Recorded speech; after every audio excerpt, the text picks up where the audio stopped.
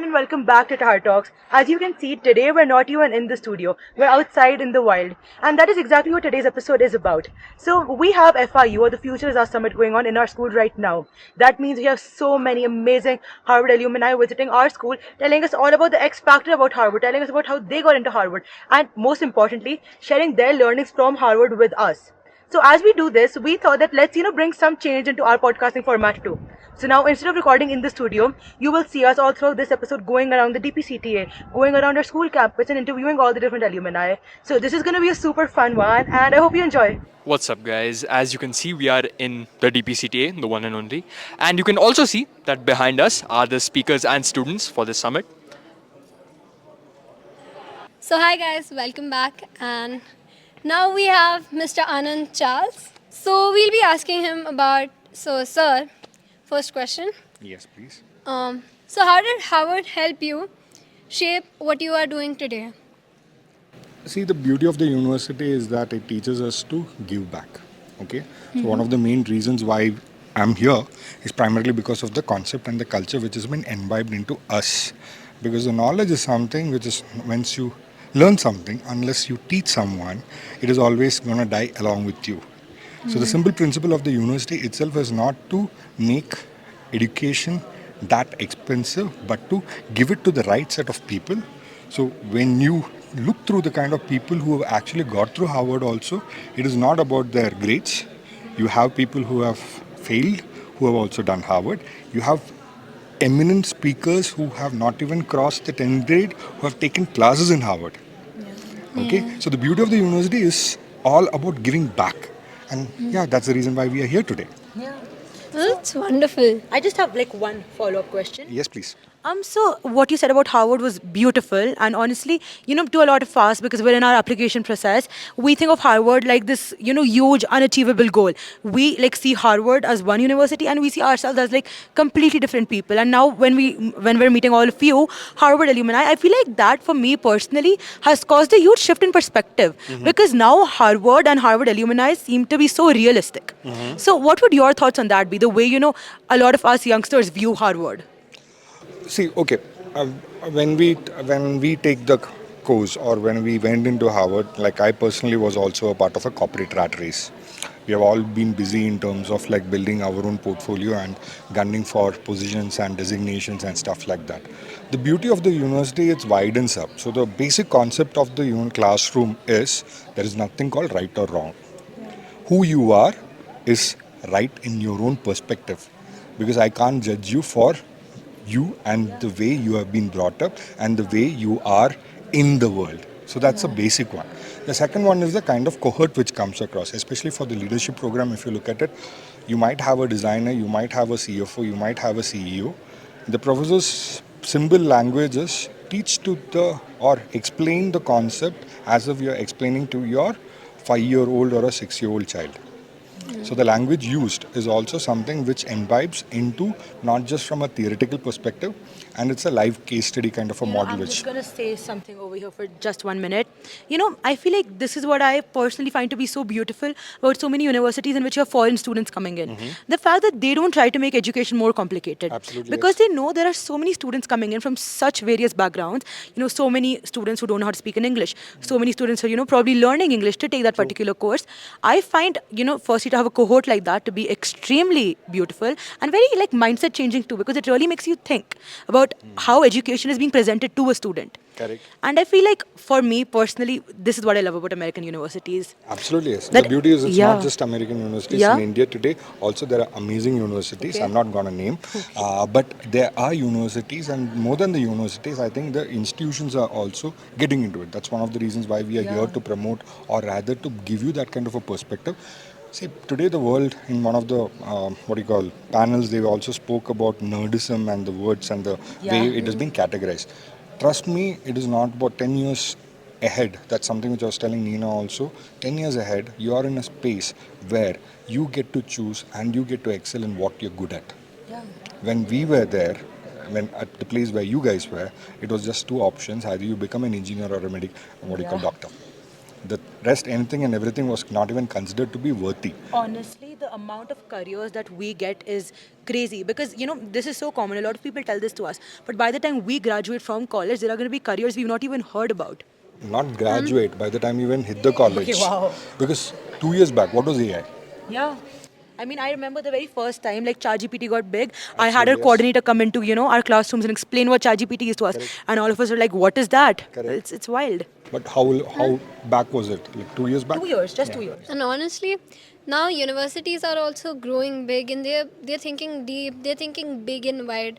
I was talking to one of the speakers, and they told me about this university where they take children to different countries, different cities, and they sit there for an entire year, and they study in that country for the entire year, and for the next year they shift to another country. See, the cross pollination or even your cross culture kind of a perspective, see, it depends on what you want. Now, if a person is gonna be coming back to India and do, I think India itself has thousands and lakhs of problems which we as individuals can step up and do it. Internationally, when you look at it, the culture plays a very critical role in terms of how and what you imbibe in. Now, that is what the mindset change which she was referring to, I would say that is not the mindset change, is the way of asking the questions. And that question is not an outward, it's an inward. So today, like I'm not sure how you guys draft your essays or the what do you call application forms. My point would be the question which I asked, what do you call Siddhi, why neuroscience? Don't do a surface level. Go deeper. What is neuroscience is easier to find, but why? Why is it for me? What is that which I would want to do in it? What is the end output? That becomes significant because a dream is not what lets you sleep. That dream is what keeps you awake at night. Absolutely, Yeah. yes. Thank you so much, sir. Any It was day. Thank you so amazing much. having a conversation with you. All the best to you guys. Thank you. What's up, guys? And we are here with the one and only Rohit Sankla. Rohit, sir, first question. You have created an empire in armor manufacturing, mainly for militaries. Now, tell me, sir, could you tell me the names of a few militaries which you supply your armor to, if that is okay with you? Most of the militaries we cannot share, but we do supply to the Indian military as a local supplier. That's really good, sir. Second question. Um, so the armor you supply, I presume that you do not supply these pieces of armor or these equipment to private organizations such as militia. Could you please elaborate on why you steer clear of these organizations? Okay, I think it's pretty self explanatory.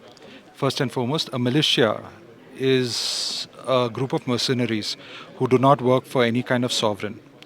So they could be, again, working against any of the sovereigns which you are supplying to. One.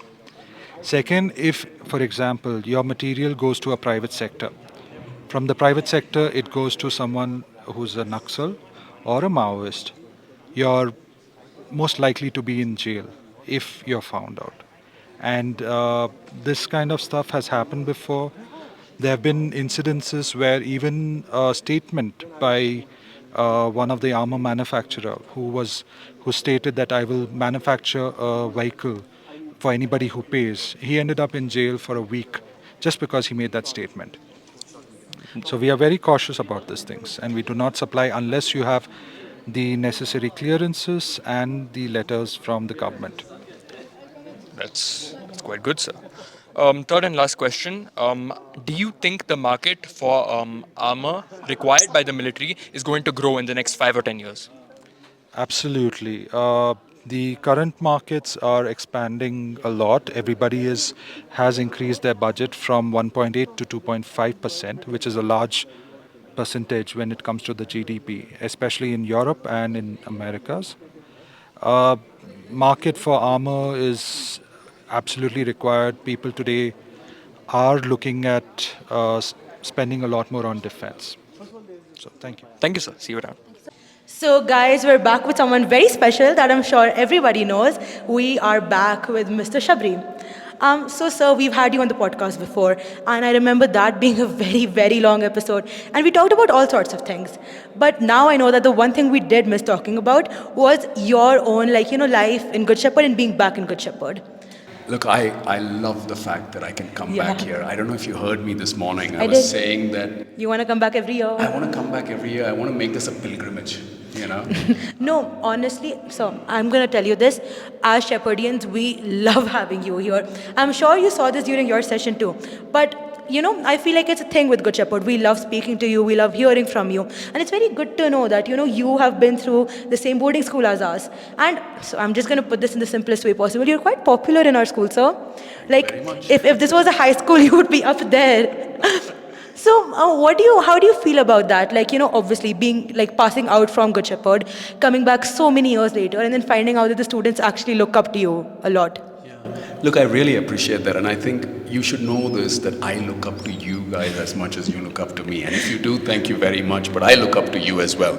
And the reason for that is because every time I come back with two main motivations. One is a motivation of wanting to give back to the school that made me what I am today. Yeah. But the other is a selfish motivation. The selfish motivation is to sit down with you guys, listen to your perspectives, and learn from you. It helps me ground myself. Yeah. Right? And that grounding is not one that is possible all the time.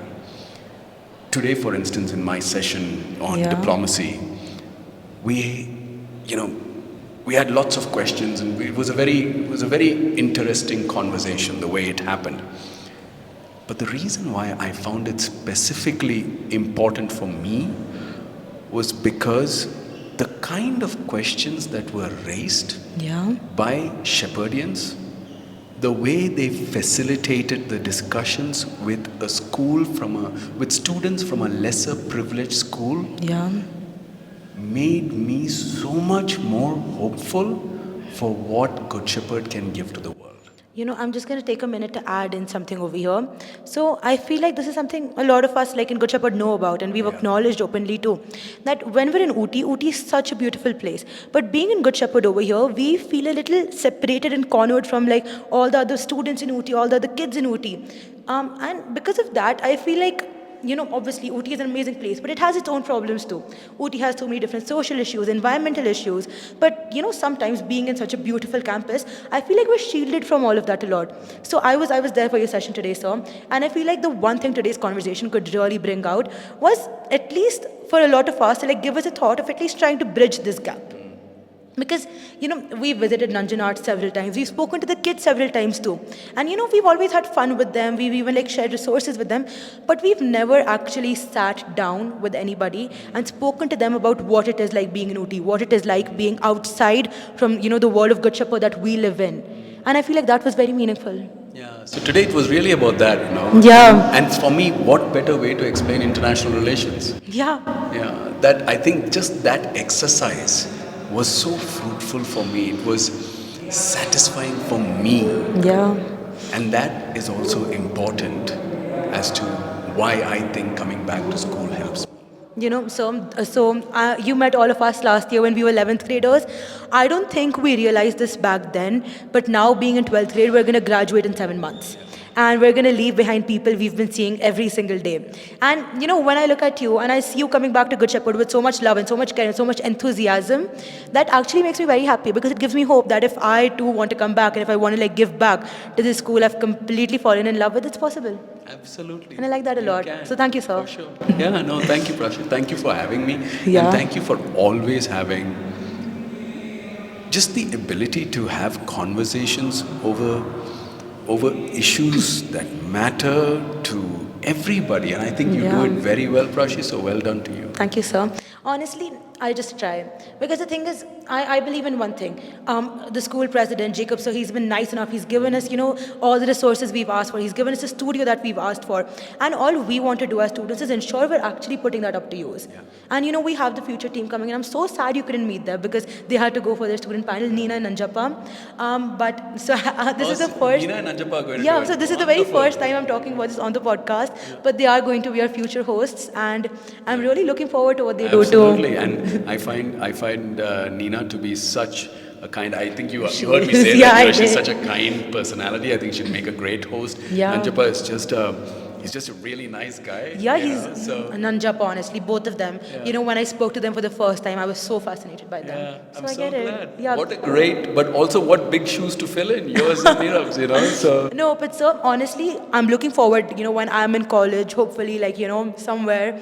And when you come back next year, I would love to see them being able to interview you too. yeah, So, absolutely. yeah. All Thank the you best, so Prashi. much. Thanks so Thank much. you. So, Thanks, guys. so now we have with us Mr. Nishant Singh. Hello, Thank you. sir. Thank you for having me. So, sir, I attended your session earlier this morning, Yeah. and I have a lot of interesting takeaways from that. Sure. So, firstly, I would like to start by saying thank you so much. Both you and Mr. Shriyang, the way you guys interact with our students, especially because a lot of us were seniors. I'm a 12th grader, for example. Wow. So, that was really grounding and calming. So, I would start by thanking you for that. Your session about like passion to Profession. Passion to profession, Yes. right? That was actually very helpful and very insightful. Thank you. Now, sir, I'm going to be very honest with you. Yeah. I've had some anonymous source Yeah. tell me to ask you one specific question. Sure. What do you do? So I work in this field called philanthropy. Philanthropy, in the most simplest terms, is people who want to use their time, Yeah. wealth, and resources to do something good for the society. Yeah. So I have been involved in setting up a bunch of new institutions, a bunch of new initiatives in partnerships with philanthropists, governments, and private organizations. We have been setting up these institutions in different parts of the world, Yeah. and I coordinate a bunch of those projects. That's the field I work in. So that sounds very interesting. I'm going to Yes. be completely honest with you. Yeah. I've never heard of a field like this before. So Philanthropy, it was yes. It was very fascinating when, I had someone tell me about this. Yeah. Because I personally, I'm into STEM. I want to become a doctor. So for me, it appears to be very linear. Yeah. But to know that there are path options like this is very cool. I would just ask you something. What was your journey like graduating from Harvard to getting into this field? Uh, some of it was planned Okay. because before going to Harvard, I was working with a bunch of individuals who have been dabbling into philanthropy. And before I went to Harvard, my primary area of work was education, Okay. higher ed, and leveraging technology for education in India. And after Harvard, I wanted to expand the purview of the sectors I wanted to be involved in. So Yeah. I was very passionate about healthcare, climate change, education. And so philanthropy offered me a bigger banner, A way to do all of this, a way to get involved in Yeah. all of them, be able to pick the fundamentals. Yeah. Because at the end of the day, nothing in this world is isolated. They are all course. interconnected, right? Yeah. If you have to solve for the problems of hunger, food, Yeah. nutrition, you have to be able to understand climate change. And in order to understand climate change, you have to be able to understand how education works. Right. So all of these things, they play into each other. I think we'll take a break. I think we're going to have a bus. No, have the bus in it's a nice frame. Yeah. Yeah. So now that that's done, so I would just ask you, what does a day in your life look like? There's the work part, Yeah. then there's the non-work part, Okay. and then there's the me time. Yeah. I think my best, the happiest moment for me in the last 24 hours was when I heard that you guys have the concept of me time. Yeah. Because I'm very driven by having some amount of time reserved for yourself. Yeah. Mostly my me time is after I wake up in the morning. With the first 1 or 2 hours is just ruminating in my own ideas. Is there another one? Yes, there is. So usually my day starts with, I like to start my day early. Yeah. And then the first 1 or 2 hours I just like spending it on, if I'm not running, then just reading, just ruminating, thinking about life or just about myself, just enjoying the good things I have in life and expressing a lot of gratitude for that. Then the workday starts. the workday Then you're starts. available for the entire world. Then Yeah. you're doing calls, you're doing meetings, you're doing follow-ups, you're preparing reports, you are chasing people, you are doing a lot of grunt work. Yeah. On good days, there's a 50-50 amount of grunt work and exciting work. Some days it's just grunt work. Some days it's a lot of like meeting exciting people in this field because philanthropy requires you to constantly meet A lot of conversation, I'm a lot of assuming. people and understand ideas and understand the world from their lens. And then evenings are usually reserved for, evenings or late nights are usually reserved for just friends and family, spending time with them. Work is a very important part of your life, Yeah. but at the end of the day, the good things that work life leads to, you should be able to enjoy it with the people you love, hanging out with. I'm just gonna like jump in over here. But so to me, it's maybe because I'm a 12th grader, I've not actually had any work experience. But for me, when I think about it, the idea of work sounds to be very fascinating. It is. Because I can't imagine, like, I'm personally very, very passionate about science, right? Yeah. So when I think about what my life could be like maybe 10 or 15 years from now, I'm very fascinated by that idea. So this is something you guys spoke about earlier in the morning, and that is passion. Yeah. Do you feel like being able to follow what you were passionate about just makes your daily work life a lot better? I'll just wait for the bus to pass. Okay. I'm actually loving this so much because this is the first time we've left the podcast studio. Nice. We always record in the studio. Oh, okay. Yeah, the bus is back.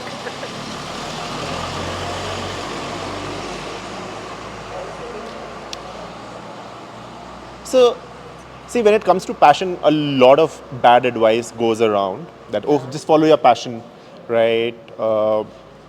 And nobody tells you how do you do that. Yeah. A lot of life is just about discovering where your energies flow naturally, what makes you feel excited, and then carving out the opportunity to do those things wherever you are. Yeah. So there's work life, and then there's the job that you do. Yeah. One is the subset of the other, right? So you could be doing things in your job, and you could be doing things outside that job as well that Yeah. satiate you, that are part of your passion. So not Yeah. every bit of work that you Not do. every bit of your passion has to, transfer Pay your into your salary. job. Yes. Oh, that makes so much sense. Yeah, that makes a lot of So sense. not everything that you do, like, we're not getting paid to come to this conference, Yeah. right? And we wouldn't want to be paid for such a thing Yeah. because we are doing this because it satiates us. It's part of our passion. It's part of our community service of working with students, right? But this counts as work, That makes full right? sense. But if you're working with the right, my belief is if you're working with the right people, Yeah. people you enjoy working with, people who inspire you and motivate you, and more importantly, people who push you so that they can get the best out of you, then a lot of thing doesn't feel like work. That's very true. So Yeah. I'm a big believer in just letting the energy flow and see Yeah. where it takes you. Okay, thank you so much, sir. Yes. So that is all I had for you. Once Okay. again, thank you for the insights, and it was Lovely great talking to meeting you. Yes. Hey, Thank you. I wish you all the best for your podcast. I hope this reaches a lot of students. And once you have left the school, I hope you build a lot of amazing podcasts. We really And want you to. continue doing that. All the best. Thank you, And thank sir. you for having me here. Okay, guys, so now I have with us someone very special. We have Dr. Gokul Madhavan, who was our keynote speaker for the very first day. So essentially the very first alumni we got to listen to. And so I would say that was a great start. That was the very first one I actually made a full page of notes for. And I loved, the three systems, the three plans. I loved all of that. But the one thing from, the talk we had with you that stood out to me was a very specific quote you mentioned. Please tell me if I get this wrong at any point. But this was all living things, all human beings essentially are born the same, and the differences in our quality emerges from the differences in our actions and efforts. And when I was thinking about this, because obviously all of you are Harvard alumni and all of you are so accomplished, I wanted to ask you, what is it as a Harvard alumni that you do so differently? Like even stuff that got you in and stuff that you have inculcated because of Harvard. Well, thank you first of all for having me here and for inviting me to speak with everybody. This is honestly an honor and a privilege for me. That is a very fascinating question to answer, and I think I would be amiss if I did not acknowledge the role of luck in all of this. There are many people who have worked extremely hard and who might not get into Harvard, and I think luck plays a huge role in all of these things. There's also not a single secret to success when it comes to getting into a top university. There are many different approaches that you can take. I do think one thing that most of these people, almost everybody I would say, have in common is that they understand the importance of putting in those hard hours. Yeah.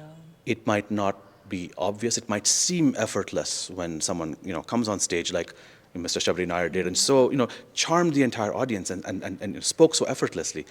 But countless hours have gone into each of those minutes. And I think that hard work that people have put in, and again, I'm not saying this is unique to Harvard alumni, that hard work, I think, is the cornerstone of success for anybody in really any endeavor that they undertake. The exact thing you just mentioned, I think it's helping me realize how, for a lot of us students, especially high schoolers, because we're in the application process right now, and for a lot of us, we've not humanized Harvard. To us, Harvard and Harvard graduates are like a completely different universe. To us, we view you guys as like a completely different tier. But I feel like the last 2 days, being able to interact with all of you, being able to actually speak to people, I have humanized everything so much. So exactly what you mentioned right now, so many people can make it look so effortless. But when I'm standing in conversation with you right now and like numerous other people, I've realized that behind it, there's like genuine human effort. Absolutely. And that just honestly makes this entire thing so much more realistic for me. We are flesh and blood. If you prick us, we will bleed. Just because you said that, and I'm so like deeply moved by all the conversations we had right now. I feel like the argument in our generation comes down to this, that in the end we need to remember all of us are human, we're all trying our best, and as you mentioned, luck, wherever, it's destiny and luck in the end. Wherever we end up going, we end up going. So thank you so much. It's my pleasure. Thank you for having me. Yeah. So that's all I had for you, sir. And I would love to reconnect, and I'm sure so many students would love to reconnect too. So if you're ever around, we would love to have you again. Oh, absolutely. You can find me on LinkedIn. I'd love to come back at some point. Definitely. And if ever you're in Bangalore, please look me up. I'd be happy to spend some time and chat. Thank you so much, sir. Absolutely. Thank you. Hi guys, so we're back, and this is the 5th time we're trying to record, and every single time we've had something or the other happen. For example, people speaking into the mic, the lights going off, and then me slipping on the road. But we're finally over here. So Nina and sir, over to you guys. Thank you. Right. So coming back on the serious note. So, question 1, sir. So you left Bay Area and you came back to India to start Smarter Dharma. What inspired you to do that, and how was it like? I loved my life in Bay Area. I was working in cutting edge tech and it was all fine. I was also passionate about socio-economic problems in India. One of those which stood out as a cause was climate change, and I really wanted to solve that. So moving back to India was never a difficult thing. I always thought I would come back to India some point of time. I wanted to know the right problem to come back for, and climate change stood out. That's how I came back. Smarter Than addresses climate change, urban sustainability problems. So, yeah. That's amazing. And in the school, we have seen nature come out and stand out of its way. Yeah, your school that way is. Climate is in front and center. That much I can tell you.